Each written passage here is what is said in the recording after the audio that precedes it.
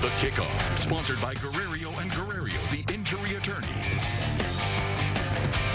Welcome to another week of The Kickoff. I'm Chris Submersion. That is News Star's Corey Diaz. They have not fired us yet. Can you believe it?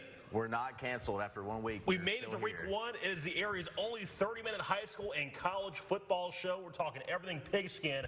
Corey, hey, what are these glasses? These are nice. What is this? Yeah, those are some sunglasses there. They protect your eyes from the UV rays from the sun. Don't know if you know anything about those or not. I don't. I just let my eyes burn. Oh, well. I'd protect mine, and I'm still blind. Yeah, so well, I'm still blind in other areas as well. I mean, during the rundown during sports every night on KTV, you can probably say, that guy's a little blind. He doesn't know what he's talking about, and he's reading out of order. So that's what people say all the time.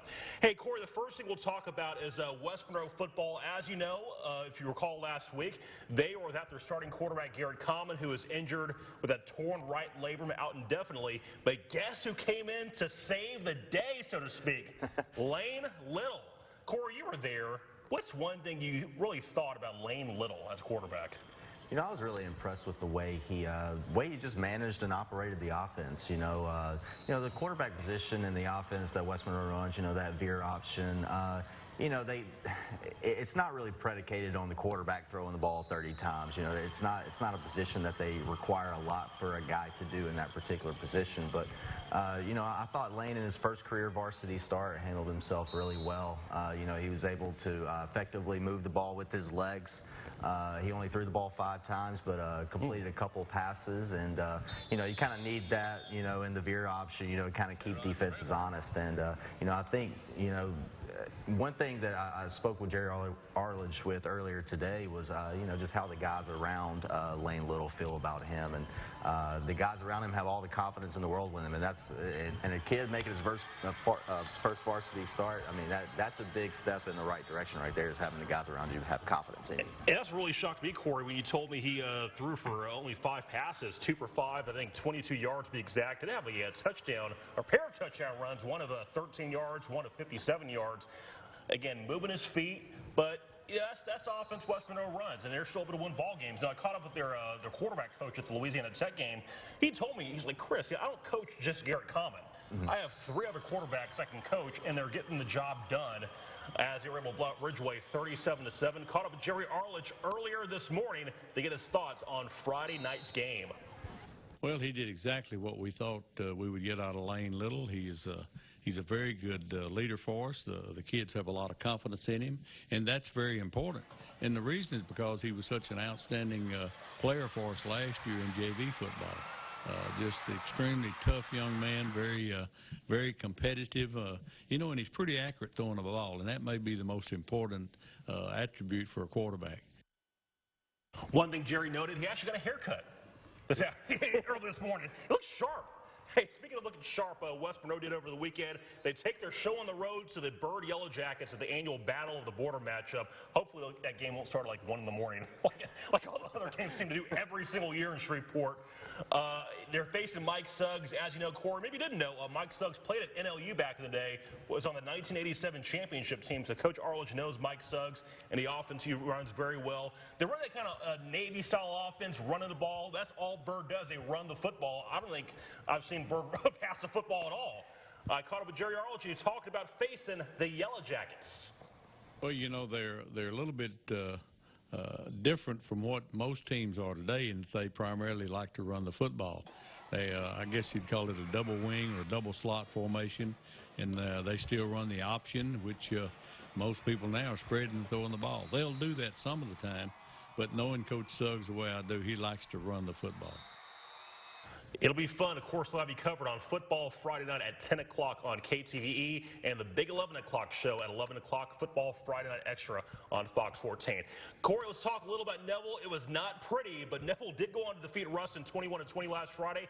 That actually snapped a 2-game winning streak the Bearcats had over the Tigers the last couple of years. Of course, Neville is actually 7-2 versus Ruston this decade, since 2010. Well, of course, it wasn't pretty because Neville quarterback Andrew Brister threw 4 interceptions in the first half. And, of course, we're not trying to beat up on him. We're just stating facts, stuff that happened in the ball game. Now, despite all that, the Tigers outgained the Cats in yardage, 172-120 with a touchdown in the first half. but Ruston went into the break leading 13-7. Brister was able to find his groove in the final half of play. He hit Max Hunter for a 5-yard touchdown. Neville also had a pair of defensive scores late to seal the deal. Coach Mickey McCarty and I discussed this thing this morning. We were talking about the big win of Ruston on Friday night. Big win last week against a good Ruston football team. Our defense really stepped up for us, Chris, last week, and had 2 defensive scores. And sure, some mistakes were made in the first ball game of the year. We hope to get better at, but certainly a big way to get off to a good start on the year. Really excited to get that victory. Hard fought football game. Corey, one thing that's going to stick out for Neville this week facing U-High, they won 27 straight games, defending two-time defending state champions. Corey, U-High is an amazing football team, a lot of power, throwing the ball, running the ball. U-High is pretty doggone good in winning 27 straight games. You're doing something right in Baton Rouge. Mickey McCarty's ready to face those U-High Labs. You approach it like any other game as far as preparation, but it's a little something extra. You know that you're playing a team that, again, riding a great streak, a very good program, a good football team. They've got our attention, you can say that. Definitely U-High is going to test us again. Defense played really well last week. A new type test coming at us. An outstanding young back they have with some big linemen in front of him. Good schemes that they'll play against us. So, yeah, it'll be another tough test for us. And Corey, if it tells anything, U-High kept a pretty good John Arrett team at 6 points last week as they went on to beat them 20-6. Corey, another big matchup going on this week, the Battle of 165. Sterlington and OCS taking place this weekend, of course, at Sterlington this year. Both schools came off impressive victories last week. Sterlington went on to defeat Logansport 43-7. They rushed for 372 yards in the win. The Tigers, Corey, haven't lost at home since 2015. And guess who the last team to beat them was? It was Lee Doty's St. Mary's Tigers back in 2015. Isn't that cool having Lee Doty go in there twice this decade to go beat them? OCS took care of Arcadia 49-14. Dylan Dugan, I know his dad really well. Actually played for the Monroe Moccasins years ago. The hockey team. The hockey team back in Monroe back in the day. I got a hockey background. Exactly. Carried the ball 5 times, rushed for 105 yards, 60-yard touchdown in the win. Corey, you were talking about earlier, you did a little research in OCS and Sterlington. What really stood out to you?